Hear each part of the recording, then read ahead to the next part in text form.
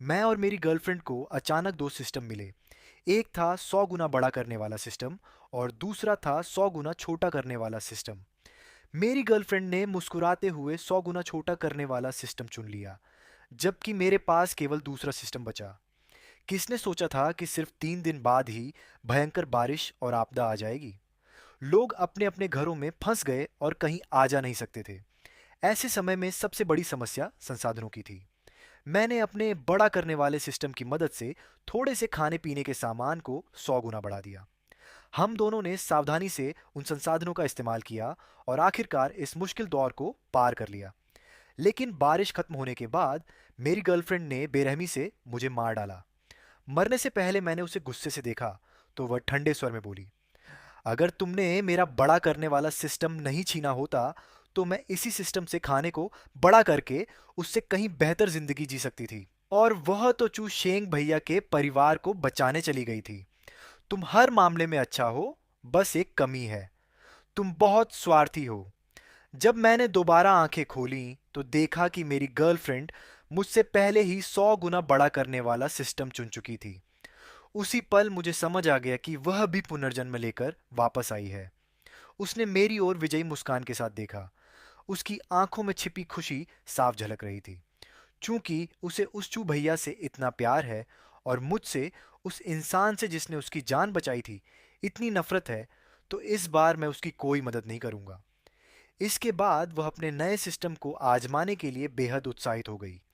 उसने जेब से एक केला निकाला और उसे 100 गुना बड़ा कर दिया। छोटा सा केला देखते ही देखते एक विशालकाय केले में बदल गया। पिछले जन्म में पूरे 1 साल तक चली भीषण बर्फीली आपदा अचानक समाप्त हो गई थी। जब लोगों को लगा कि सब कुछ फिर से सामान्य होने वाला है, तभी अचानक प्रलयंकारी बारिश का दौर शुरू हो गया। हर कोई अपने अपने घरों में फंस गया और खाने पीने का सामान तेजी से खत्म होने लगा। मेरे घर में अभी भी कुछ डिब्बे इंस्टेंट नूडल्स और ब्रेड के बचे हुए थे। मैंने अपने एनलार्जमेंट सिस्टम का इस्तेमाल करके उन्हें कई गुना बड़ा कर दिया और इसी सहारे हम 5 साल तक चली उस भयानक बारिश वाली प्रलय में किसी तरह जीवित रहे। मेरी गर्लफ्रेंड का बचपन का दोस्त चू शेंग हमारे सामने वाले घर में रहता था।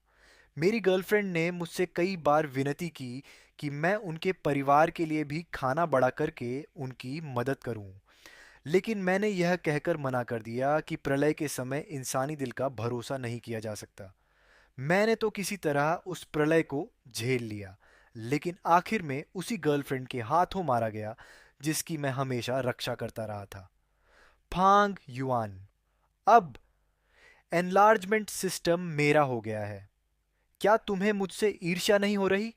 आखिर अब मैं अपनी मनचाही हर चीज को बड़ा कर सकती हूँ। तुम्हारा छोटा करने वाला सिस्टम तो लगता है किसी काम का नहीं है। मेरी गर्लफ्रेंड जैसे यह परखने की कोशिश कर रही थी कि क्या मैं भी उसके साथ दोबारा जन्म लेकर लौटा हूँ। उसकी आंखों में अभी भी हल्की सी सतर्कता और शंका झलक रही थी। मैंने राहत की सांस ली और अनजान बनने का नाटक करते हुए मुस्कुरा दिया। इससे क्या फर्क पड़ता है? आखिर एक सिस्टम ही तो है। अगर तुम्हें चाहिए तो मैं इसे भी तुम्हें दे सकता हूँ। मुझे अच्छी तरह पता था कि इस बार मेरी गर्लफ्रेंड जरूर अपने बचपन के दोस्त चू शेंग और उसके परिवार को बचाने जाएगी। और एक बार अगर किसी और को इस सिस्टम के बारे में पता चल गया तो वह कभी भी इसे सुरक्षित तरीके से अपने पास नहीं रख पाएगी। जब उसने देखा कि मुझे बढ़ाने वाले सिस्टम में ज़रा भी दिलचस्पी नहीं है, तो वह खुशी से बाहर भागी और सीधे छू शेंग के घर का दरवाज़ा खटखटाने लगी। रूयान, तुम यहाँ कैसे? अगले ही पल मेरी गर्लफ्रेंड ने चूशेंग का हाथ थाम लिया और कहा, छू भैया, आइए, अंदर चलकर बात करते हैं। यह देखकर मैंने तुरंत अपना फ़ोन निकाला और तारीख देखी। अब भी मूसलाधार बारिश वाली आपदा आने में 3 दिन बाकी थे। अभी सब कुछ संभालने का समय था। इसके बाद मैं तुरंत कार लेकर पास के सुपरमार्केट गया और खाने पीने से लेकर रोजमर्रा की जरूरत की लगभग सारी चीजें खरीद डाली। मैंने इंस्टेंट नूडल्स, ब्रेड और लंबे समय तक चलने वाले दूसरे खाद्य पदार्थ खरीदे। साथ ही टॉयलेट पेपर, दैनिक उपयोग का सामान और अन्य जरूरी वस्तुएं भी ले लीं। इसके अलावा मैंने चावल, आटा और तरह तरह की सब्जियों के बीज भी खरीदे ताकि मुझे हमेशा मांस खाने को मिल सके। मैंने कुछ चूजे भी खरीद लिए। फिर मैं फर्नीचर मार्केट गया और अपने लिए फर्नीचर का पूरा सेट चुन लिया। मैं अपने लिए एक बिल्कुल नया और आरामदायक घर तैयार करने वाला था। मेरा घर ऊंची मंजिल पर था। पिछले जन्म में भी, चाहे बारिश कितने ही समय तक क्यों न चली हो, उसने मेरे घर को कभी खतरे में नहीं डाला था। मैंने अपना घर छोड़ने का कोई इरादा नहीं किया था। बस मैं एक अलग तरीके से जीने की तैयारी कर रहा था। इस दौरान मैं पागलों की तरह खरीदारी करता रहा। जब तक मेरे बैंक कार्ड का आखिरी पैसा भी खर्च नहीं हो गया, मैं ज़रूरी सामान जुटाता रहा। दूसरी तरफ मेरी गर्लफ्रेंड को पता था कि भीषण बारिश और आपदा आने वाली है। फिर भी उसने न तो कोई तैयारी की और न ही कोई चिंता दिखाई, क्योंकि उसे भरोसा था कि उसके विस्तार सिस्टम की मदद से वह खाने पीने की चीज़ों को कई गुना बड़ा कर सकती है। इसलिए वह बिल्कुल भी घबराई नहीं, बल्कि कहीं न कहीं इस आपदा का इंतज़ार कर रही थी। मैं अच्छी तरह जानता था कि वह किस बात की उम्मीद कर रही है। वह चाहती थी कि जब खाने पीने की चीज़ों की भारी कमी हो जाए, तब वह अचानक सामने आकर अपने बचपन के दोस्त चू शेंग और उसके परिवार को बचाए, ताकि चू शेंग उसके प्रति प्यार और लगाव महसूस करने लगे। मैं हमेशा यही समझता था कि उसे चू शेंग के लिए बस थोड़ा बहुत लगाव है, लेकिन अब समझ आया कि वह तो पूरी तरह से प्यार में अंधी हो चुकी थी। शाम को जब मेरी गर्लफ्रेंड घर लौटी, तो उसकी आंखों में प्यार ही प्यार झलक रहा था। ऐसा लग रहा था मानो वह पहले ही छू शेंग के साथ मोहब्बत की दुनिया में खो चुकी हो। फांग युआन, अगर मैं छू शेंग के परिवार को बचा लूं, तो क्या तुम्हें लगता है कि चू शेंग मुझसे प्यार करने लगेगा? नहीं। मेरी बात सुनते ही वह तुरंत भड़क गई। नामुमकिन। चू भैया मुझे ज़रूर पसंद करेंगे। फांग युआन, सच सच बताओ, क्या तुम जानबूझकर ऐसा कह रहे हो? क्या तुम्हें मेरी डांट खानी है? मैंने उसकी बातों पर कोई ध्यान नहीं दिया। बस सिर झुकाकर मोबाइल पर अपने लिए ज़रूरी सामान ऑनलाइन खरीदता रहा। एक बार मैं उसकी वजह से अपनी ज़िंदगी बर्बाद कर चुका था। अब मैं वही गलती दूसरी बार कभी नहीं दोहराने वाला था। फांग युआन, तुम्हारे पास अभी भी पैसे हैं क्या? मुझे कुछ 10-20 हज़ार रुपए उधार दे दो। मैं थोड़ा खाने पीने का सामान खरीदना चाहती हूँ। नहीं, मैंने अभी अभी एक फ्रिज खरीद लिया है। मेरे सारे पैसे खर्च हो गए हैं। ये सुनते ही गर्लफ्रेंड फिर से भड़क उठी। लगता है मैंने तुम्हें ज्यादा ही सिर चढ़ा रखा है। तुम फ्रिज खरीद कर क्या करोगे? मैंने शांत होकर कहा, मैंने अपने पैसों से एक फ्रिज खरीदा है, इसमें क्या दिक्कत है? तुम्हारी प्रतिक्रिया इतनी तीखी क्यों है? उसे भी एहसास हो गया कि वह कुछ ज्यादा ही उत्तेजित हो गई थी, इसलिए उसने तुरंत खुद को संभाल लिया। न नहीं, मैं तो बस जिज्ञासावश पूछ रही थी। तुम्हारी तनख्वाह वैसे भी ज्यादा नहीं है। मुझे बस चिंता थी कि कहीं तुम्हें पैसों की तंगी ना हो जाए। फिर उसने मुस्कुराते हुए कहा, बेबी, मुझे याद है तुम्हारे कमरे में अभी थोड़ा बहुत खाने का सामान रखा था ना? मैंने उसकी ओर देखा। वह आगे बोली, मैंने वह सब सोसाइटी में रहने वाले अकेले और बुजुर्ग लोगों को दे दिया। आखिर उनकी जिंदगी भी आसान नहीं है। फिर उसने मुस्कुराकर पूछा, तुम नाराज तो नहीं हो ना? उसके चेहरे पर बेहद उजली मुस्कान थी, मानो वह मेरे मुंह से अपनी तारीफ सुनने का इंतजार कर रही हो। मुझे यकीन नहीं हो रहा था कि दोबारा जीवन मिलने के बाद भी मेरी गर्लफ्रेंड बिल्कुल नहीं बदली थी। उसे न सिर्फ अपनी मनचाही विस्तार बढ़ाने वाली सिस्टम मिल गई थी, बल्कि उसने मेरी बची खुची आखिरी राशन सामग्री भी किसी और को दे दी। ये साफ था कि वह मुझे पूरी तरह बर्बाद करना चाहती थी। अपनी गर्लफ्रेंड के चेहरे पर खिली मुस्कान देखकर मेरे मन में उसके लिए और भी ज्यादा नफरत भर गई। मैं हमेशा यही समझता था कि मैंने उसके साथ बहुत अच्छा व्यवहार किया है। वह कॉलेज में दाखिला नहीं ले पाई थी, जबकि मैं अपनी मेहनत से शहर में घर खरीद चुका था। इसलिए मैं उसे अपने साथ रहने के लिए शहर ले आया। लेकिन मुझे क्या पता था कि मेरे घर के ठीक सामने रहने वाला व्यक्ति उसकी बचपन का दोस्त चू शेंग था। बचपन में दोनों अक्सर साथ खेलते थे। बाद में चू शेंग के परिवार को मकान अधिग्रहण के बदले बड़ी रकम मिली और वे गांव छोड़कर शहर में आकर बस गए। लेकिन जैसे ही मेरी गर्लफ्रेंड ने हैंडसम और आकर्षक चू शेंग को देखा, उसे देखते ही उसके मन में प्यार जाग उठा और वह उसके पीछे पागलों की तरह पड़ गई। यहाँ तक कि जब प्रलयंकारी बारिश वाला महाविनाश आया था और मैंने उसके परिवार की मदद करने से इनकार कर दिया था, तब भी मेरी गर्लफ्रेंड ने मेरी गैर मौजूदगी में चुपके से हमारे राशन और सामान का 1/3 हिस्सा छू शेंग के परिवार को दे दिया था। इस पर मैं कुछ नहीं कर सका। मैंने बस घर का दरवाज़ा कसकर बंद कर लिया।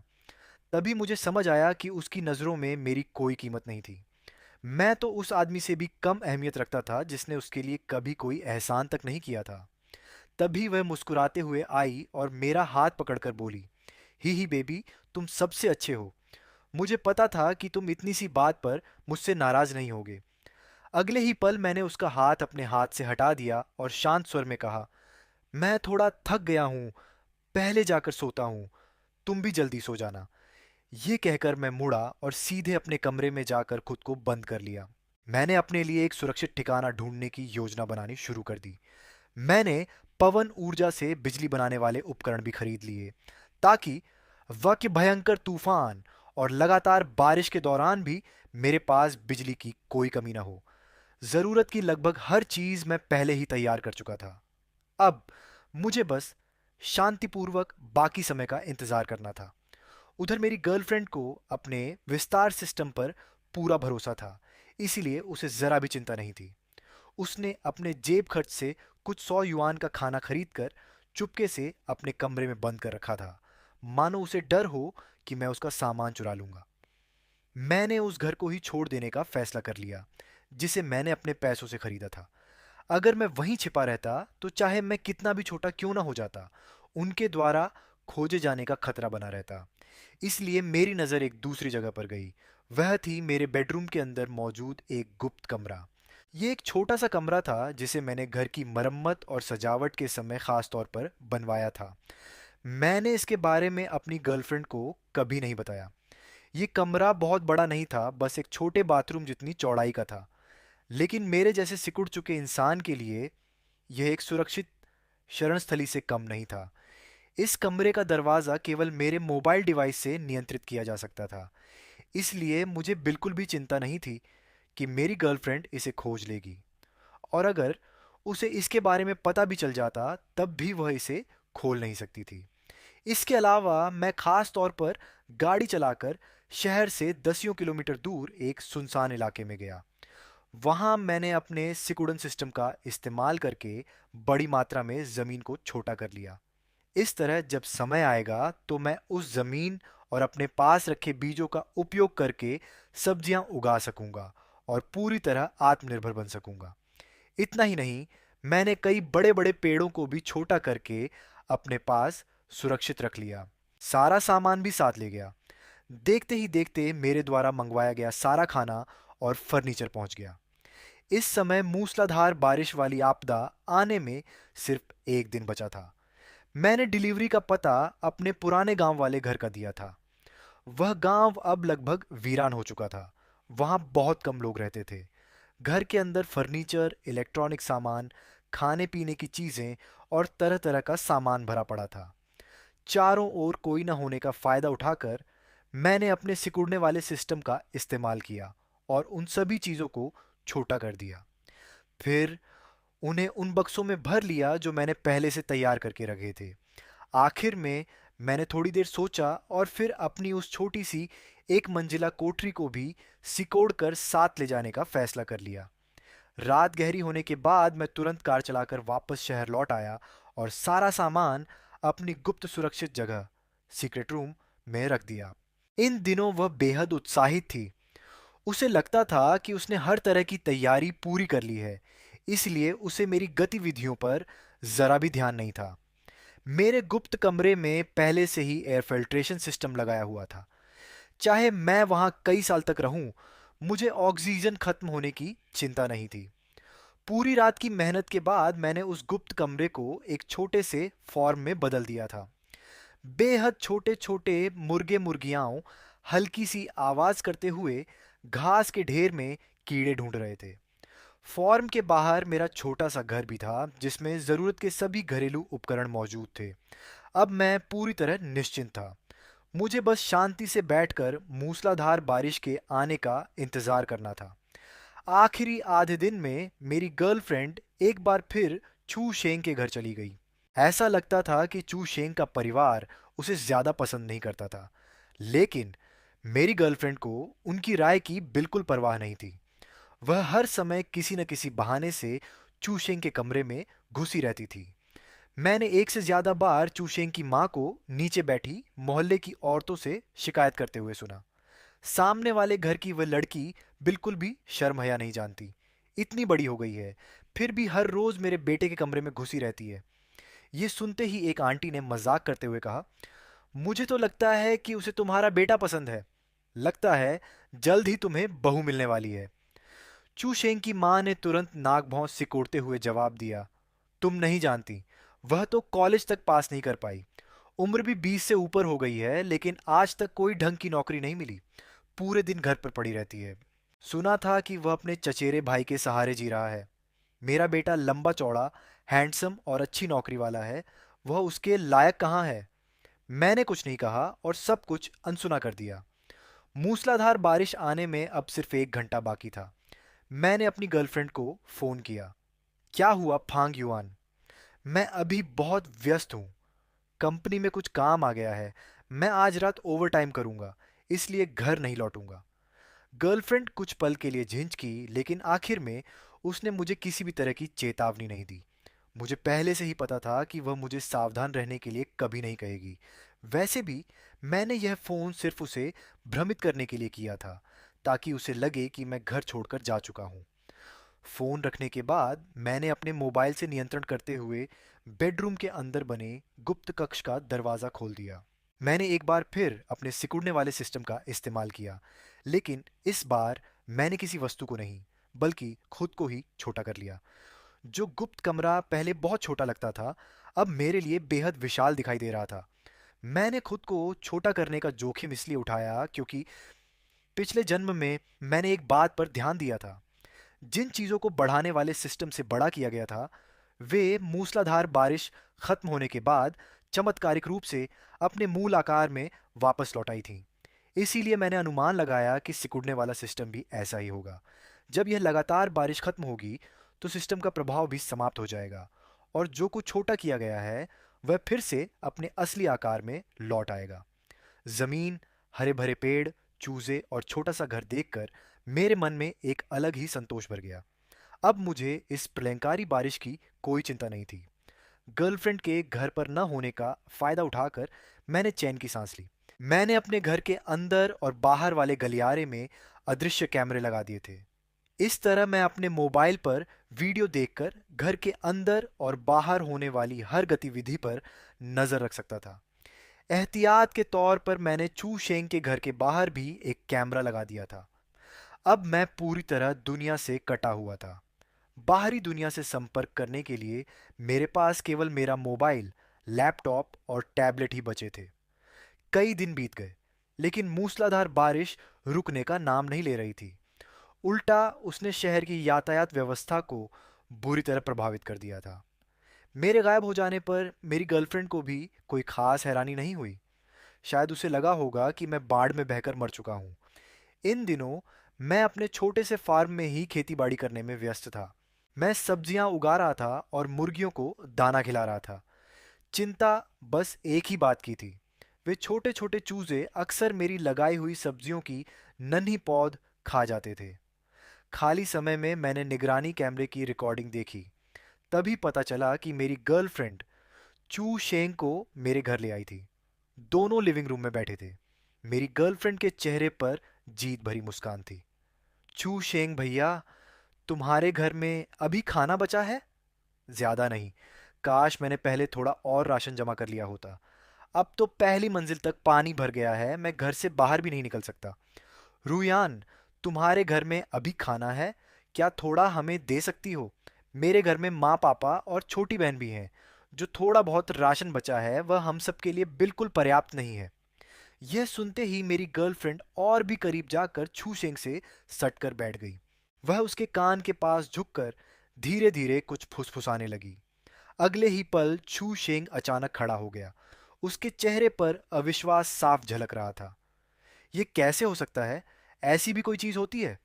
बिल्कुल होती है। यकीन नहीं है तो खुद देख लो। इतना कहते ही मेरी गर्लफ्रेंड ने अपना विस्तार प्रणाली एनलार्जमेंट सिस्टम इस्तेमाल किया और मेज पर रखे एक सेब को बड़ा कर दिया। सेब देखते ही देखते कई गुना बड़ा हो गया और अपने भारी वजन से मेज पर जोर से टिक गया। चूशेंग के चेहरे का भाव अविश्वास से बदलकर खुशी और उत्साह में बदल गया। उसने तुरंत मेरी गर्लफ्रेंड के कंधे पकड़ लिए। रूयान, शुक्र है तुम हो। फिर तो तुम्हें हमारे घर का सारा खाना बड़ा करके देना होगा। ठीक है छूशेंग भैया। फिर वह हल्का सा मुस्कुराई। लेकिन मेरी एक छोटी सी शर्त है। कहो, क्या शर्त है? मैं तुम्हें पसंद करती हूँ, ये बात तो तुम जानते ही हो, है ना? छू शेंग भैया, जब मैं तुम्हारे पूरे परिवार को बचा सकती हूँ, तो क्या तुम भी मुझे पसंद नहीं कर सकते? मेरी गर्लफ्रेंड शर्माते हुए अपने चेहरे को दोनों हाथों से ढक लिया। उसे जरा भी एहसास नहीं हुआ कि चू शेंग के चेहरे पर भाव कितने जटिल थे। उसकी आंखों में न सिर्फ उलझन, बल्कि हल्की सी घृणा भी झलक रही थी। लेकिन अगले ही पल चू शेंग ने अपने चेहरे पर प्यार जताने वाला भाव ओढ़ लिया। उसने मेरी गर्लफ्रेंड का हाथ थाम लिया और नरम आवाज में कहा, "ये कैसी बेवकूफ़ी भरी बात कर रही हो? क्या हम दोनों पहले से ही साथ नहीं हैं? तुम जानती हो, बचपन से ही हम एक दूसरे के सबसे करीबी रहे हैं। अब तो मैं भी तुम्हें पसंद करता हूँ। जब यह मूसलाधार बारिश और आपदा खत्म हो जाएगी, तब मैं तुमसे शादी करूंगा।" ये सुनकर मेरी गर्लफ्रेंड खुशी से झूम उठी और उसने चू शेंग के गले में बाहें डाल दी। सचमुच, मुझे पता था कि चू शेंग भैया भी मुझे पसंद करते हैं। फिर अचानक उसे एक बात याद आई। लेकिन फांग युआन का क्या होगा? उसने कहा। वह तो ओवरटाइम करने गई थी। अब इतनी देर से लगातार बारिश हो रही है, लगता है वह कब की मर चुकी होगी। छू शेंग के चेहरे पर एक पल के लिए शर्मिंदगी झलकी, लेकिन फिर उसने गर्लफ्रेंड को बहलाना शुरू कर दिया और उससे उसके कमरे में रखा सारा राशन और सामान भी निकलवा लिया। मैं मॉनिटर की स्क्रीन देख रहा था और मेरे मन में अजीब सी भावनाएं उमड़ रही थीं। मैंने आखिर इतनी बेवकूफ़ गर्लफ्रेंड कैसे बना ली? बेवकूफ़ होना तो एक बात है, लेकिन वह इतनी स्वार्थी और बुरी भी निकली। हालांकि अब इससे मेरा क्या लेना देना? वैसे भी मैं यहाँ छिपा हुआ हूँ, किसी को मेरे बारे में पता चलने वाला नहीं है। मुझे बस आराम से अपनी छोटी सी दुनिया में जीना है और अपने दिन अच्छे से बिताने हैं। इसके बाद मैं अपने कमरे में वापस गया, अपने लिए गर्मा गर्म हॉट पॉट बनाया, फिर फ्रिज खोलकर एक ठंडी ड्रिंक निकाली और मज़े से अपना डिनर खाने लगा। इतना ही नहीं, मैं बड़े चाव से खाना खा रहा था। मैंने खाने की तस्वीरें भी खींची और उन्हें सोशल मीडिया पर पोस्ट कर दिया। लेकिन मुझे बिल्कुल उम्मीद नहीं थी कि गर्लफ्रेंड तुरंत मेरी पोस्ट पर कमेंट कर देगी। फांग युआन, तुम कहाँ हो? सिर्फ कमेंट करना ही काफ़ी नहीं था, उसने मेरे सैटेलाइट फ़ोन पर भी कई संदेश भेज दिए। बेबी, बाहर इतनी तेज़ बारिश हो रही है, तुम ठीक तो हो? बेबी, तुम आखिर हो कहाँ? तुम तो हॉट पॉट भी खा रहे हो, मेरा भी खाने का मन कर रहा है। इतनी भयानक बारिश में मैं बाहर नहीं निकल सकती, तुम मेरे लिए भी थोड़ा खाना लेकर आ जाओ। उसके इन सवालों का मैंने एक भी जवाब नहीं दिया। मैंने बस अभी अभी पी गई ड्रिंक की एक और तस्वीर खींची और उसे भेज दी। तस्वीर देखते ही उसने तुरंत मुझे फ़ोन कर दिया। बेबी, तुम अभी भी हॉट पॉट कैसे खा पा रहे हो? क्या तुम थोड़ा सा खाना मेरे लिए भी नहीं ला सकते? मैं तो कई दिनों से सिर्फ ब्रेड खाकर गुजारा कर रही हूँ। हालांकि गर्लफ्रेंड ऐसा कह रही थी, लेकिन उसकी बेचैन आवाज़ से मैं उसका असली मतलब साफ समझ सकता था। वह दरअसल सोच रही थी, आखिर इस प्रलय जैसी बारिश में तुम इतना अच्छा खाना कैसे खा रहे हो? मैं हल्का सा मुस्कुराया और चारों तरफ नज़र दौड़ाई। मेरे आसपास सब कुछ शांत था, मानो बाहर हो रही मूसलाधार बारिश का यहाँ कोई असर ही ना हो। मैंने फ़ोन पर कहा, मैं अभी भी कंपनी में हूँ। ये हॉट पॉट कंपनी की तरफ से है। बारिश इतनी ज़्यादा हो रही है कि मैं घर वापस नहीं आ सकता। तुम घर में जो भी है, उसी से काम चला लो। मेरी बात सुनते ही गर्लफ्रेंड पहले की तरह मीठे अंदाज में मुझसे लाड़ जताने लगी। प्लीज़ ना बेबी, घर की ब्रेड बिल्कुल अच्छी नहीं लग रही। मेरा भी हॉट पॉट खाने का मन कर रहा है। नहीं, मैंने साफ शब्दों में मना कर दिया। वह और कुछ कहना चाहती थी, लेकिन उससे पहले ही मैंने फ़ोन काट दिया। मैंने मॉनिटरिंग कैमरा खोला। जैसा उम्मीद थी, मैंने देखा कि मेरी गर्लफ्रेंड फ़ोन पर किसी बात को लेकर गुस्से में बुरी तरह भड़ास निकाल रही थी। उसे जाते हुए देखकर मैंने आराम से अपना फ़ोन उठाया, मॉनिटरिंग ऐप में लॉग इन किया और कैमरा फीड को छूशेंग के घर के बाहर लगे कैमरे पर स्विच कर दिया। रूयान, तुम तो कमाल हो। अब हमारे घर में खाने पीने की कोई कमी नहीं रहेगी। अरे वाह! सच में हीरा मिल गया हमें। ये चूशेंग की माँ की आवाज़ थी। लगता था कि उनके परिवार को पहले ही पता चल चुका था कि मेरी गर्लफ्रेंड के पास चीज़ों को बड़ा करने वाला सिस्टम है। आंटी, आप मेरी इतनी तारीफ मत कीजिए। इस सिस्टम से आपके परिवार की मदद कर पाना भी मेरी इच्छा है। आखिर भविष्य में हम सब एक ही परिवार बनने वाले हैं। ये कहते ही माहौल अचानक कुछ पल के लिए शांत हो गया। छू शेंग के माता पिता फिर तुरंत उसे खुश करने लगे। अरे बिल्कुल, अगर रुयान ना होती तो, वरना हमें इतना सारा खाना कैसे मिलता। छू शेंग का तुम्हारे साथ होना तो उसकी किस्मत है। मैं तो पहले से कहता था, तुम लड़की बहुत प्यारी और मनमोह लेने वाली हो। उनकी बातों से मेरी गर्लफ्रेंड इतनी खुश हो गई कि उसे कुछ और सूझ ही नहीं रहा था। मैंने ठंडी हंसी हंसी और मॉनिटरिंग बंद कर दी।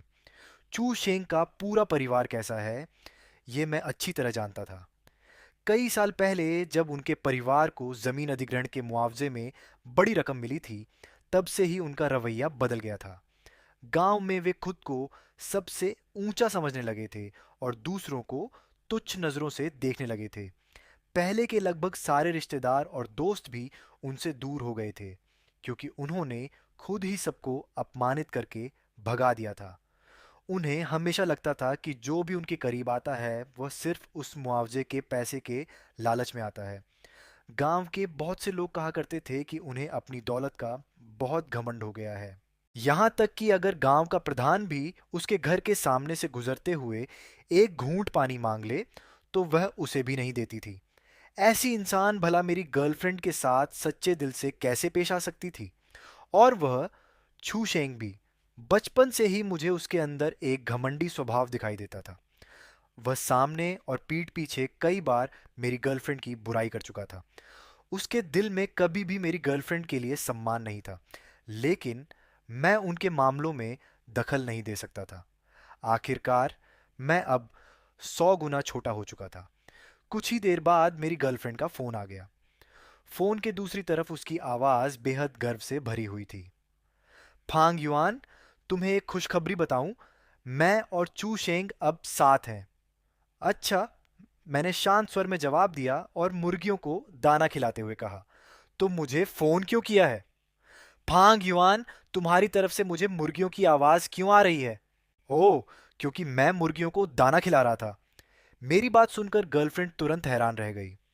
इतनी भयंकर बारिश में तुम्हें मुर्गियां कहां से मिल गईं? मैंने उसके सवाल का सीधा जवाब नहीं दिया, बस इतना कहा कि वे मुर्गियां मैंने खुद पाली हैं। फांग युआन, तुम आखिर हो कहाँ? तुम्हारे वहां न सिर्फ हॉटपॉट खाया जा रहा है, बल्कि मुर्गियां भी पाली जा रही हैं। क्या तुम्हारी जगह पर इस तूफानी बारिश का बिल्कुल असर नहीं हुआ? नहीं।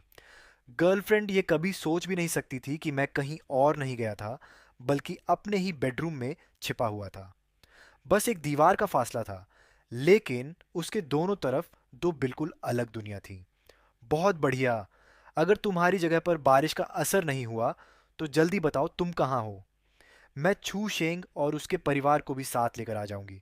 वैसे भी भविष्य में हम सब एक ही परिवार बनने वाले हैं। मैं हल्का सा मुस्कुराया और कहा, खुद ही ढूंढ लो। अगर मुझे ढूंढ लिया तो आ जाना। तुम्हारा क्या मतलब है? क्या तुम नहीं चाहते कि हम वहां आए? मैं, जो बचपन से ही गर्लफ्रेंड की हर बात मानता आया था, पहली बार उससे इतने व्यंग्य भरे लहजे में बात कर रहा था। मैंने रास्ता रोक रही एक छोटी सी चूजे को हल्के से किनारे किया और बड़े बड़े कदमों से खेत से वापस घर की ओर चल पड़ा। मेरे फ्रिज में काफी सारे तैयार खाने का सामान रखा हुआ था, जिनमें फ्रोजन पिज्जा, बन और पकौड़ी, डंपलिंग जैसी चीजें भी शामिल थीं। मैंने पंखा चालू किया और माइक्रोवेव से अभी अभी बेक किया हुआ पिज्जा निकाल लिया। दोबारा गर्म करने के बाद पिज्जा सुनहरे रंग का हो गया था। वह बेहद स्वादिष्ट, नरम और खुशबूदार लग रहा था। मैंने यूं ही उसकी एक तस्वीर खींचकर गर्लफ्रेंड को भेज दी। तस्वीर देखते ही वह फिर बेचैन हो उठी। तुम्हारे पास पिज्जा भी है? बेबी, जल्दी बताओ ना, तुम आखिर हो कहाँ? बेबी, तुम बहुत स्वार्थी हो। मैं यहाँ सूखी ब्रेड और इंस्टेंट नूडल्स खाकर गुजारा कर रही हूँ, और तुम वहाँ आराम से पिज्जा खा रहे हो। गर्लफ्रेंड की आवाज में बेचैनी भी थी और थोड़ी नखरे भरी मिठास भी। वह हर हाल में मेरा पता निकलवाने की कोशिश कर रही थी। मैंने पिज्जा का एक बड़ा कौर लिया। पिघला हुआ चीज लंबी लड़ी की तरह खींच गया। 2 कौर चबाने के बाद मैंने कहा, वाह वाह वाह, ये पिज्जा तो कमाल का स्वादिष्ट है। ऊपर का चीज देखो, कितना बढ़िया खींच रहा है। फांग युआन, चाहे तुम्हारी जगह कितनी भी अच्छी क्यों ना हो, तुम्हारे पास जो खाना है वह आखिर सीमित ही है। तुम्हारे उस छोटा करने वाले सिस्टम का क्या फायदा? मेरा बड़ा करने वाला सिस्टम तुम्हारे खाने को कई गुना बढ़ा सकता है। तब कई सालों तक खाने की कोई कमी नहीं होगी। जल्दी बताओ, तुम कहाँ हो? मैं तुम्हें ढूंढने आ रही हूँ। वह सचमुच मुझे ढूंढने नहीं आना चाहती थी। असल में उसे सिर्फ यह बर्दाश्त नहीं हो रहा था कि मैं उससे बेहतर जिंदगी जी रहा हूँ। मैंने फिर वही जवाब दिया, अगर मुझे ढूंढ लिया है तो आ जाओ। इतना कहकर मैंने फोन काट दिया। मॉनिटरिंग कैमरे की स्क्रीन पर मैं साफ देख सकता था कि गर्लफ्रेंड गुस्से से बौखला गई थी। उसने मेरे कमरे में रखी चीजों को एक एक करके तोड़ना और फेंकना शुरू कर दिया। कुछ ही समय बाद गर्लफ्रेंड के पास भोजन को बड़ा करने वाला सिस्टम होने की खबर पूरे अपार्टमेंट परिसर में फैल गई। और यह बात किसने फैलाई थी, इसका अंदाजा लगाना बिल्कुल भी मुश्किल नहीं था। गर्लफ्रेंड के घर का दरवाजा बार बार खटखटाया जाने लगा। लोग अपने पास बचा खुचा कीमती खाना बड़े संभाल कर उसके पास ला रहे थे, इस उम्मीद में कि वह अपने सिस्टम से उसे कई गुना बढ़ा देगी। शुरुआत में गर्लफ्रेंड पूरी तरह घबरा गई। वह तो यह दिखाने की कोशिश कर रही थी कि उसके पास कोई सिस्टम नहीं है, ताकि किसी तरह लोगों को टाल सके। लेकिन उसे ऐसा करने का मौका ही नहीं मिला। सामने वाले फ्लैट में रहने वाले चू शेंग का परिवार तुरंत बाहर आ गया। चू शेंग के माता पिता आगे बढ़े और मदद मांगने आए लोगों को रोकते हुए बोले, अरे अरे अरे, रुयान तो हमारे घर की होने वाली बहू है। अगर तुम लोग उसके सिस्टम का इस्तेमाल करना चाहते हो तो पहले हमारी अनुमति लेनी होगी। और सिस्टम चलाने में रुयान की बहुत ऊर्जा खर्च होती है। मुफ्त में काम नहीं होगा, पैसे देने पड़ेंगे। शुरुआत में चू शेंग इस बात से थोड़ा नाराज था कि उसके माता पिता ने लोगों को बता दिया था कि रुयान के पास सिस्टम है। लेकिन जैसे ही उसने यह बात सुनी, उसके चेहरे पर तुरंत मुस्कान आ गई। बिल्कुल सही, रुयान मेरी गर्लफ्रेंड है। अगर तुम लोग उससे काम करवाना चाहते हो तो मेहनताना तो देना ही पड़ेगा। ये कहते हुए चूशेंग ने खुलेआम गर्लफ्रेंड की कमर में हाथ डालकर उसे अपनी बाहों में खींच लिया। गर्लफ्रेंड भी शर्म से मुस्कुराते हुए उसके सीने से लग गई। इस तरह चू शेंग का पूरा परिवार गर्लफ्रेंड के सिस्टम का सहारा लेकर एक नया धंधा शुरू कर बैठा। जो भी व्यक्ति गर्लफ्रेंड से अपने खाने को बड़ा करवाने आता, उससे बदले में कीमत वसूली जाती। जो भी व्यक्ति सिस्टम का इस्तेमाल करवाना चाहता था, उसे छू शेंग को 2000 युआन देने पड़ते थे। 2000 युआन कोई छोटी रकम नहीं थी। लेकिन इस प्रलयंकारी बारिश के दौर में, जब हर किसी के पास खाने पीने का सामान कम पड़ रहा था और पैसे देकर भी भोजन नहीं खरीदा जा सकता था, तब लोगों को यह सौदा बुरा नहीं लगता था। ऊपरी तौर पर यह एक ऐसा लेन देन था जिसमें दोनों पक्षों को फायदा दिखाई देता था। लेकिन निगरानी कैमरों के जरिए मुझे पता चला कि गर्लफ्रेंड के पास सिस्टम इस्तेमाल करवाने आने वाले लोगों की संख्या लगातार बढ़ती जा रही थी। इतना ही नहीं, वे पहले से कहीं ज्यादा बार उसके दरवाजे पर पहुंचने लगे थे। इसका मतलब था कि वे सब ये मान बैठे थे कि जब तक गर्लफ्रेंड के पास मिशन भोजन को बड़ा करने वाला सिस्टम है, तब तक वे कभी भूखे नहीं मरेंगे। लेकिन उन्होंने एक बेहद महत्वपूर्ण बात को नज़रअंदाज कर दिया था। सिस्टम खाने को बड़ा तो कर सकता था, लेकिन उसकी पहली शर्त यह थी कि आपके पास खाने की कोई चीज़ मौजूद हो। और एक ही वस्तु पर सिस्टम सिर्फ एक बार इस्तेमाल किया जा सकता था। ऐसा नहीं था कि किसी रोटी का आधा हिस्सा खाकर बाकी आधे पर फिर से सिस्टम चलाकर उसे दोबारा बड़ा कर लिया जाए। समय बीतता गया। पूरे 3 साल गुजर गए और इस पूरे समय में अपार्टमेंट परिसर के लोग गर्लफ्रेंड के इसी बड़ा करने वाले सिस्टम के सहारे अपनी जिंदगी चलाते रहे। हैरानी की बात यह थी कि इतने लंबे समय तक पूरे अपार्टमेंट परिसर में एक भी व्यक्ति भूख से नहीं मरा। इसी वजह से सभी लोग धीरे धीरे निश्चिंत हो गए। उन्होंने सावधानी बरतना छोड़ दिया और बिना किसी संयम के खाने पीने और मौज मस्ती में जुट गए। लेकिन तीसरे साल के आखिर तक पहुंचते पहुंचते संकट आखिरकार सामने आ ही गया। लगभग हर घर का राशन खत्म होने की कगार पर था। जो थोड़ा बहुत खाना बचा भी था, वह गर्लफ्रेंड के सिस्टम से बड़ा करने के बाद भी पर्याप्त नहीं पड़ रहा था। संसाधन बेहद सीमित हो चुके थे। अब बड़ा करने वाला सिस्टम पहले जैसा लाभ नहीं दे रहा था। नतीजा यह हुआ कि पूरे अपार्टमेंट परिसर का माहौल दिन ब दिन अराजक होता गया। हर तरफ खाने और दूसरे संसाधनों को लेकर झगड़े, मारपीट और विवाद होने लगे। उधर गर्लफ्रेंड बहुत पहले ही चूशेंग के घर में जाकर रहने लगी थी और खुद को उनके परिवार का हिस्सा मानने लगी थी। निगरानी कैमरों से उनकी बातें सुनकर मुझे पता चला कि चूशेंग का परिवार भी यह समझ चुका था कि अब गर्लफ्रेंड के पास सिस्टम इस्तेमाल करवाने आने वाले लोगों की संख्या लगातार घट रही है। इस धंधे से अब पैसे कमाना बहुत मुश्किल हो गया था। लेकिन मेरी गर्लफ्रेंड फिर भी चूशेंग के घर का खाना खा रही थी और वहीं रह रही थी। धीरे धीरे उसकी मौजूदगी से पूरा परिवार परेशान और नाराज होने लगा। आखिरकार उन्होंने कोई बहाना बनाकर उसे घर से निकालने की योजना बनाई। तब छू शेंग ने अचानक उसे ब्रेकअप कर लिया और बेहद बेरुखी से कहा, मैं अब तुमसे प्यार नहीं करता। ये सुनकर मेरी गर्लफ्रेंड फूट फूट कर रोने लगी। वह उसे चिपक कर रिश्ता बचाने की कोशिश करती रही, लेकिन चू शेंग के परिवार ने उसे सीधे घर से बाहर निकाल दिया। इस बारिश वाली प्रलय में किसी को इस बात से फर्क नहीं पड़ता था कि वो किससे प्यार करती है। हर इंसान की नज़र सिर्फ अपने फायदे और अपने अस्तित्व पर टिकी हुई थी। मेरी गर्लफ्रेंड ने अपने घर के बाहर एक दिन और एक रात तक रो रो कर हंगामा किया, लेकिन कोई उसकी परवाह करने वाला नहीं था। आखिर में वह शर्मिंदा और मायूस होकर वापस मेरे घर लौट आई, लेकिन तब तक घर की हालत बदल चुकी थी। चू शेंग का परिवार पहले ही घर का सारा सामान उठाकर ले जा चुका था। अब वह मकान सिर्फ एक खाली खोल बनकर रह गया था। हालांकि मेरी गर्लफ्रेंड उनके घर के बाहर जाकर खूब हंगामा करती रही, लेकिन बदले में उसे सिर्फ गालियां ही मिली। उधर मैं अपने छोटे से फार्म में आराम और सुकून से जीवन बिता रहा था। जब भूख लगती तो खेत से ताजी हरी सब्जियां तोड़कर थोड़ा मांस के साथ भून लेता, और अगर खाना बनाने का मन नहीं होता तो फ्रिज से तैयार रखा हुआ खाना निकालकर जल्दी से गर्म कर लेता। खाली समय में अपने लिए कोई ठंडा पेय भी बना लेता और आराम से उसका आनंद उठाता। हर सुबह उठते ही मेरा पहला काम मुर्गियों को दाना खिलाना होता था। उसके बाद मैं अपना नाश्ता बनाता और फिर फार्म में जाकर उन सब्जियों और दूसरी फसलों को देखता जिन्हें मैंने उगा रखा था। इस तरह 3 साल बीत गए। इन 3 सालों में मेरी कोई खबर न मिलने के कारण मेरी गर्लफ्रेंड को शायद लगने लगा था कि मैं कब का मर चुका हूँ।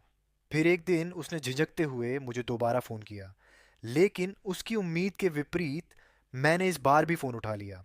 लेकिन उसे बिल्कुल उम्मीद नहीं थी कि मैंने फिर से फ़ोन उठा लिया। फांग युआन, तुम अभी भी जिंदा हो, यह तो बहुत अच्छी बात है। मुझे लगा था कि उस भयानक बारिश ने तुम्हारी जान ले ली होगी। मैंने शांत स्वर में पूछा, फोन करके क्या कहना चाहती हो? बेबी, तुम्हें नहीं पता छू शेंग और उसके परिवार ने मेरे साथ क्या किया है। उन्होंने मेरे विस्तार वाले सिस्टम का इस्तेमाल करके खूब पैसे कमाए, लेकिन अब जब कोई मेरे सिस्टम का उपयोग नहीं कर रहा तो उन्होंने मुझे सीधे घर से निकाल दिया। छू शेंग ने मुझसे वादा किया था कि वह मुझसे शादी करेगा, लेकिन अब वह मुझसे ब्रेकअप करना चाहता है। उनका पूरा परिवार सिर्फ अपने फायदे के बारे में सोचता है। वे सब के सब स्वार्थी लोग हैं। उन्होंने मेरी जिंदगी बर्बाद कर दी है। अब घर में खाने के लिए कुछ भी नहीं बचा है। तुम जल्दी आकर मुझे अपने पास ले जाओ प्लीज। अगर मुझे खाना नहीं मिला तो मैं सच में भूख से मर जाऊंगी। तुम भी तो नहीं चाहोगे कि अपनी इकलौती गर्लफ्रेंड को भूख से मरने दूं? नामुमकिन। गर्लफ्रेंड को शायद कुछ एहसास हो गया था। उसकी आवाज अचानक तेज हो गई, जैसे किसी बिल्ली की पूंछ पर पैर पड़ गया हो। फांग युआन, तुम्हें मेरी जरा भी परवाह नहीं है क्या? पहले वाले तुम तो ऐसे बिल्कुल नहीं थे। कहीं तुम भी पुनर्जन्म लेकर वापस तो नहीं आए हो? मैंने तब हल्की सी हंसी छोड़ी। हाँ, तो कोई समस्या है क्या? तुम भी पुनर्जन्म लेकर आए हो, फिर मुझे बताया क्यों नहीं? तुम्हें भी पता है कि चू शेंग और बाकी लोग कैसे इंसान हैं, है ना? फिर तुमने मुझे कुछ क्यों नहीं बताया? तुम इतने स्वार्थी कैसे हो सकते हो? मैंने उससे बहस नहीं की, सीधे उसे एक वीडियो भेज दिया। वीडियो में मेरे खेत के फल और सब्जियां बहुत अच्छी तरह उग रही थीं। चारों तरफ मुर्गियां इधर उधर दौड़ रही थीं और घर के अंदर का इंटीरियर भी बेहद गर्मजोशी भरा और आरामदायक लग रहा था। फ्रिज खाने पीने की चीज़ों और स्नैक्स से भरा हुआ था। कहीं से भी ऐसा नहीं लग रहा था कि यह जगह कभी भीषण बारिश की आपदा से प्रभावित हुई हो। ऐसा महसूस हो रहा था मानो ये किसी दूसरी ही दुनिया का हिस्सा हो। जैसे ही मैंने वीडियो भेजा, मेरी गर्लफ्रेंड गुस्से से आग बबूला हो गई। तुम इतने स्वार्थी कैसे हो सकते हो? तुम्हें पता भी है कि मैं इस समय कितनी मुश्किल में हूं। जल्दी आकर मुझे यहां से ले जाओ। मैंने शांत स्वर में जवाब दिया। लियू रुयान, पिछले जन्म में जब तुमने मुझे बिल्डिंग से नीचे धक्का दिया था, तब क्या तुम स्वार्थी नहीं थी? और अब जबकि तुम भी पुनर्जन्म लेकर वापस आई हो और तुम्हें इस आने वाली भारी बारिश और आपदा की जानकारी थी, तब तुमने मुझे इसके बारे में कभी क्यों नहीं बताया? क्या यह भी स्वार्थ नहीं है? मेरी गर्लफ्रेंड ने हमेशा मेरे प्यार और मेरे अच्छे व्यवहार को अपना अधिकार समझा, लेकिन उसने कभी यह नहीं सोचा कि उसे भी मेरे लिए कुछ करना चाहिए या मेरे एहसानों का बदला चुकाना चाहिए। मैं कोई महान संत या बेवकूफ़ अच्छा इंसान नहीं हूँ। जब तुमने मुझे कभी अपना परिवार नहीं माना, तो मेरे पास भी तुम्हें दूसरी बार बचाने की कोई वजह नहीं है। बेबी, मुझसे बहुत बड़ी गलती हो गई थी। मैं उस चूशेंग के चक्कर में पड़कर सब कुछ भूल बैठी थी। तुम मुझे छोड़ नहीं सकते। मैं तुम्हारी इकलौती गर्लफ्रेंड हूँ। अगर मैं भूख से मर गई तो तुम्हारा क्या होगा? मैंने लापरवाही से जवाब दिया। ओह, तो फिर मर जाओ। उससे मेरा क्या लेना देना? इतना कहकर मैंने फ़ोन काट दिया। मैं आसानी से कल्पना कर सकता था कि फ़ोन के दूसरी तरफ वह गुस्से से कितनी बौखला गई होगी। सीसीटीवी कैमरे के जरिए मैं देख सकता था कि वह पूरे दिन घर के अंदर पागलों की तरह चीज़ें तोड़ फोड़ रही थी, खासकर मेरे बेडरूम में। वहाँ मौजूद लगभग हर सामान को उसने नुकसान पहुंचाया या तोड़ दिया था, लेकिन चीज़ें तोड़ने से पेट नहीं भरता। वह चाहे जितना गुस्सा निकाल ले, उसकी हालत में कोई फर्क पड़ने वाला नहीं था। एक दिन मैंने देखा कि वह बाहर से कुछ ब्रेड लेकर वापस आई थी। दरवाजे के बाहर लगे कैमरे की रिकॉर्डिंग देखकर मुझे पता चला कि यह सारा सामान असल में छूशेंग के घर से चुराया गया था। छूशेंग और उसका पूरा परिवार बाहर गया हुआ था। घर में सिर्फ उसकी 6 साल की छोटी बहन थी। मेरी गर्लफ्रेंड ने उसे बहला फुसलाकर दरवाज़ा खुलवा लिया और फिर उनके घर का सारा खाना और राशन चुरा लिया। मॉनिटर में यह सब देखकर मैं हंसे बिना नहीं रह सका। क्या गजब का तमाशा था! एक कुत्ता दूसरे कुत्ते को काट रहा हो जैसे। इतना मज़ेदार दृश्य था कि मेरी हंसी ही नहीं रुक रही थी। जैसा कि उम्मीद थी, जब छू शेंग और उसका परिवार बाहर से वापस लौटा, तो उन्होंने देखा कि घर का सारा खाना गायब है। वे गुस्से से आग बबूला हो गए। वे मेरे घर के दरवाजे पर आकर जोर जोर से लाते मारने लगे और गालियां देने लगे। लेकिन मेरी गर्लफ्रेंड अब भी कछुए की तरह अपने खोल में दुबकी हुई थी और बाहर आने की हिम्मत नहीं कर रही थी। हालांकि मेरे घर का दरवाज़ा बहुत मजबूत था। यह दरवाज़ा मैंने घर की मरम्मत के समय खास तौर पर सबसे मजबूत मॉडल चुनकर लगवाया था। इसलिए भले ही चू शेंग का परिवार मेरे घर के बाहर खड़ा होकर लगातार 3 दिन और 3 रात तक दरवाज़ा पीटता रहा, गालियां देता रहा, लेकिन अंदर छिपी मेरी गर्लफ्रेंड को उससे ज़रा भी खतरा नहीं हुआ। तभी अचानक चू शेंग ने फिर बेशर्मी से अपनी बात शुरू की। रूयान, अब नाराज होना छोड़ दो। तुम हमारा खाना वापस कर दो, फिर हम दोबारा साथ हो जाएंगे, ठीक है? पहले मैंने जो कुछ कहा था वह सब गुस्से में कहा था। सच तो यह है कि मैं आज भी तुमसे प्यार करता हूँ। हमने तो शादी करने का वादा भी किया था, क्या तुम्हें याद नहीं है? एक दरवाजे की दूरी से चू शेंग अंदर छिपी मेरी गर्लफ्रेंड से तरह तरह की मीठी बातें कर रहा था। शुरुआत में मेरी गर्लफ्रेंड अभी भी दुविधा में थी और आसानी से उसकी बातों में नहीं आ रही थी, लेकिन किसी ने सोचा भी नहीं था कि पूरे 2 दिनों तक छू शेंग लगातार उसे मनाने और मीठी मीठी बातें करने में लगा रहेगा। छू शेंग लगातार उससे माफ़ी मांगता रहा और तरह तरह की कस्में खाता रहा। वह बार बार कह रहा था कि भविष्य में वह कभी इतनी लापरवाही और मूर्खता नहीं करेगा। मेरी गर्लफ्रेंड ने दरवाजे के हैंडल पर हाथ रखा हुआ था और उसके चेहरे पर दबाए न दबने वाली खुशी साफ दिखाई दे रही थी। उसे देखकर मुझे तुरंत समझ आ गया कि अब फिर से उसके सिर पर मुसीबत आने वाली है। आगे जो हुआ उसे देखकर तो मेरी आंखें तक खुली की खुली रह गईं। जैसे ही मेरी गर्लफ्रेंड ने दरवाज़ा खोला, बाहर छिपकर खड़े चू शेंग ने उसे एक जोरदार कोहनी मारी। वह सीधे जमीन पर गिर पड़ी।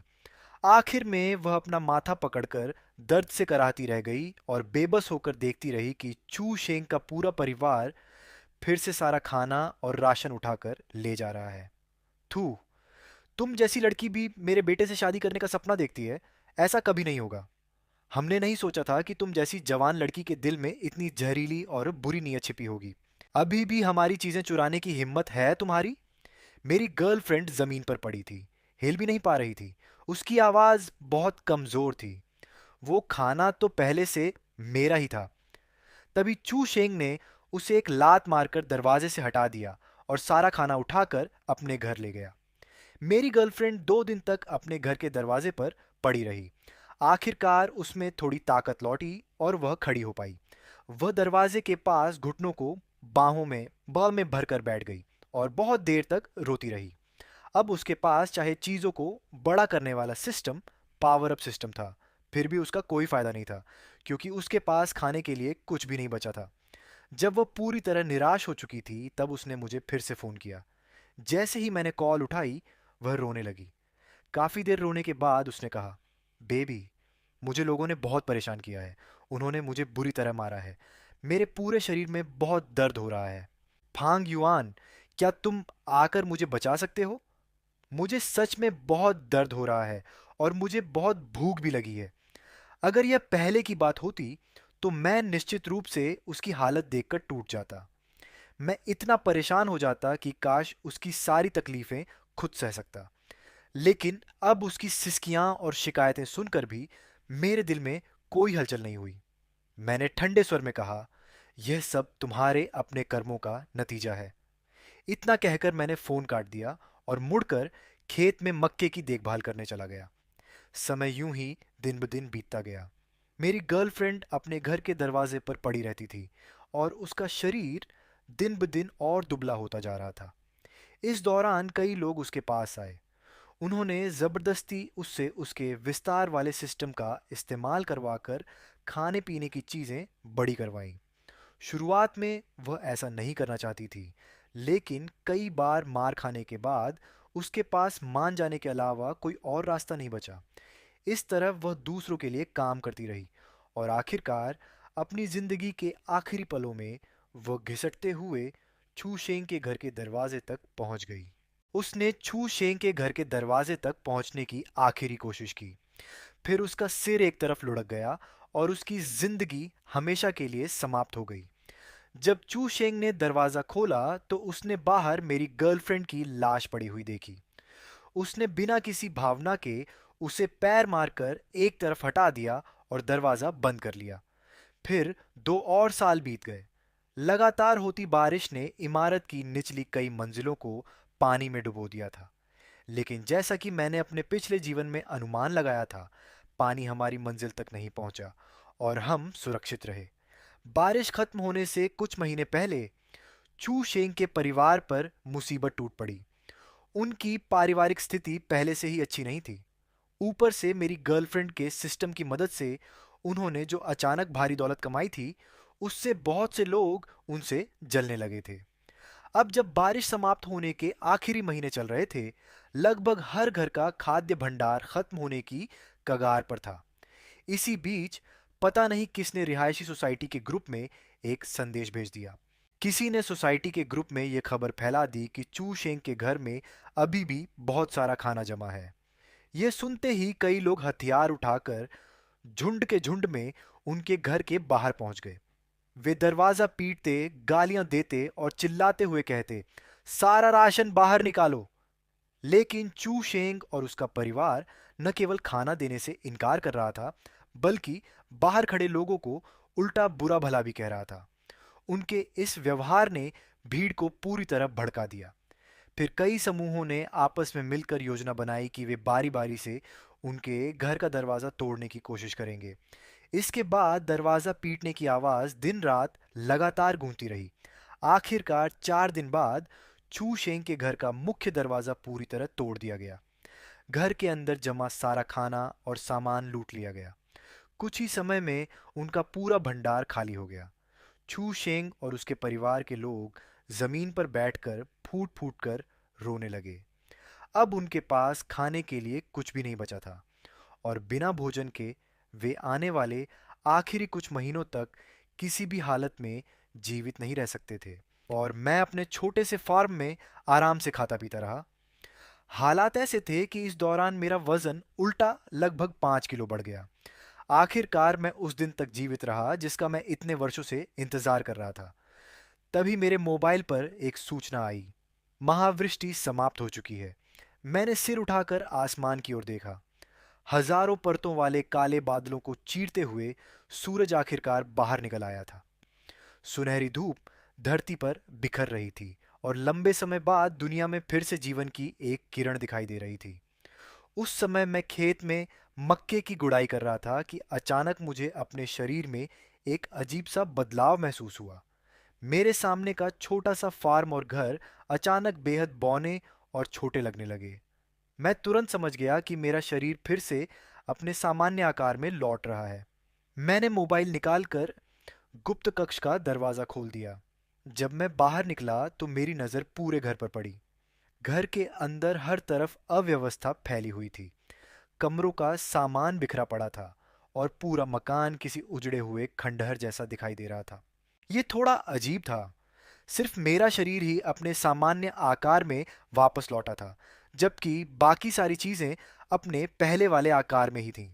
शायद इसका कारण ये था कि विस्तार प्रणाली और सिकुड़न प्रणाली एक दूसरे से अलग थीं। आखिर सिस्टम जैसी चीज अपने आप में ही रहस्यमयी और अविश्वसनीय होती है। मैं खिड़की के पास खड़ा होकर बाहर का दृश्य देखने लगा। प्रलय से बच जाने वाले लोग एक एक करके अपने घरों से बाहर निकल रहे थे। वे आसमान की ओर देखकर जोर जोर से चिल्ला रहे थे, अपनी खुशी और राहत व्यक्त कर रहे थे। कई लोगों की आंखों में आंसू थे क्योंकि उन्होंने आखिरकार इस भयानक आपदा को पार कर लिया था। मैंने भी सिर उठाकर आसमान की ओर देखा और पूरी ताकत से चिल्लाया, इस बार मैं आखिरकार बच गया। समाप्त।